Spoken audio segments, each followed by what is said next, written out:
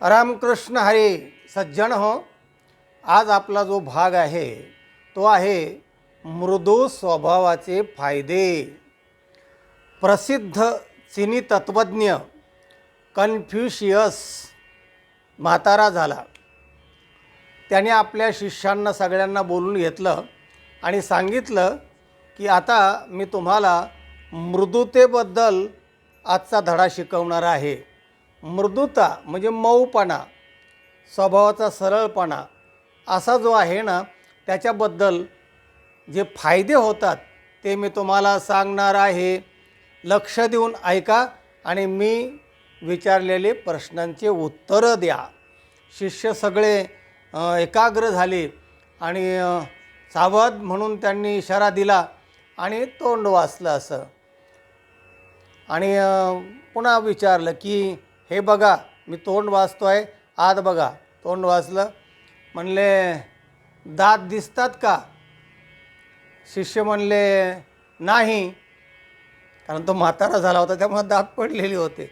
शिष्य म्हणले नाही. का नाहीत?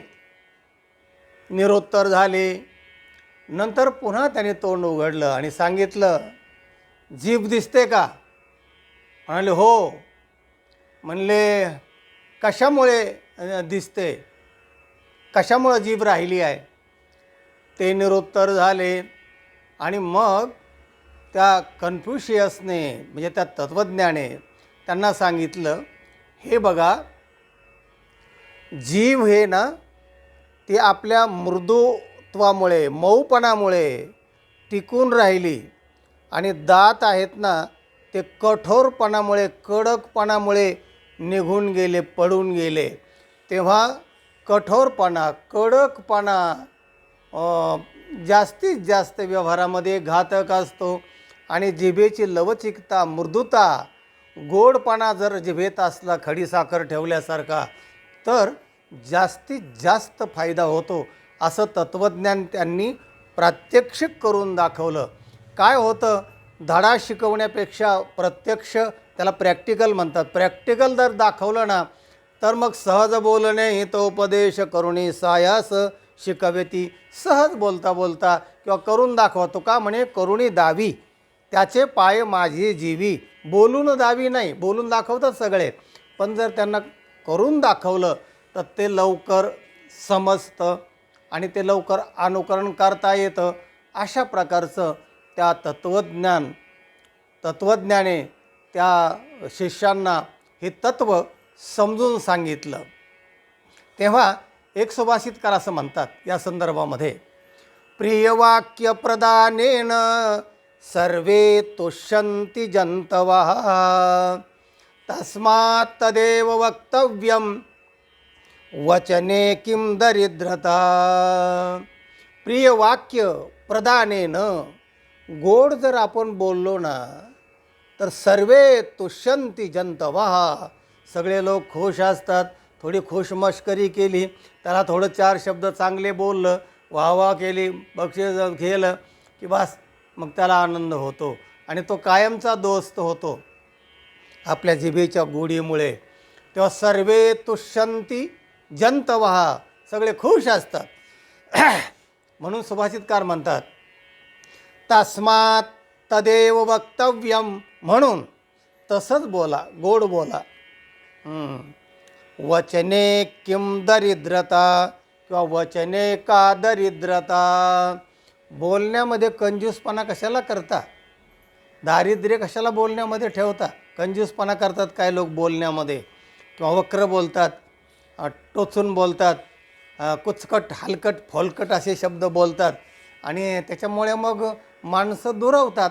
म्हणून या सुभाषित करण्यास सांगितलं आहे की बाबा रे, तस्मात् तदेव वक्तव्यम वचने का दरिद्रता. बोलण्यामध्ये कंजूसपणा कशाला? चांगलं बोला की, आणि लोक आपल्याशी होतात.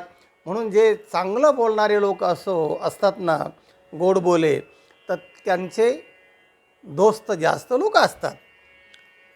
हा झाला आत्ता तत्त्वज्ञानाचा भाग की सरळ बोला, हा एक भाग झाला. मग व्यवहारामध्ये हा जो सरळपणा आहे ना, तर हा सरळपणा नेहमी शक्य आहे का? योग्य आहे का, आवश्यक आहे का, सरळच्या विरुद्ध मृदुतेच्या विरुद्ध कठोरता जी आहे ती अजिबात नको आहे का, तिने तोटे काय होऊ शकतात का, याच्याविषयी सविस्तर आपण पुढच्या व्हिडिओमध्ये करूया. आत्ता या व्हिडिओचा समारोप करताना संत काय म्हणतात की बाबा रे, असं बोला, बोल ऐसा बोले, बोलो ऐसा बोले, जेने बोले विठ्ठल डोले. असं बोल की जेणेकरून पांडुरंगसुद्धा डोलायला लागेल आणि लोकांनासुद्धा ऐकावंसं वाटेल, ऐकतच राहावंसं वाटेल की पुढे काय बोलतोय, पुढे काय बोलतोय, अरे छान बोलतोय, काय गोड बोलतोय, काय मार्मिक बोलतोय, काय समर्पक बोलतोय, असं लोकांना वाटलं पाहिजे. आणि म्हणून असं बोला. आत्ताचा हा व्हिडिओ अशा प्रकारचा आहे की मृदू स्वभावाचे फायदे हा एक भाग झाला. आणि मृदू स्वभावाने तोटेसुद्धा होऊ शकतात. कसे होऊ शकतात आणि म्हणून कठोरता कुठे कुठे वापरायची, तर या संदर्भामध्ये आपण पुढच्या व्हिडिओमध्ये विचार करूया. आता तुर्तास इथेच थांबूया. हा व्हिडिओ इतरांना पाठवा, लाईक करा आणि चॅनलला ज्यांनी सबस्क्राईब केलेलं नाही त्यांनी जरूर सबस्क्राईब करा. रामकृष्ण हरी.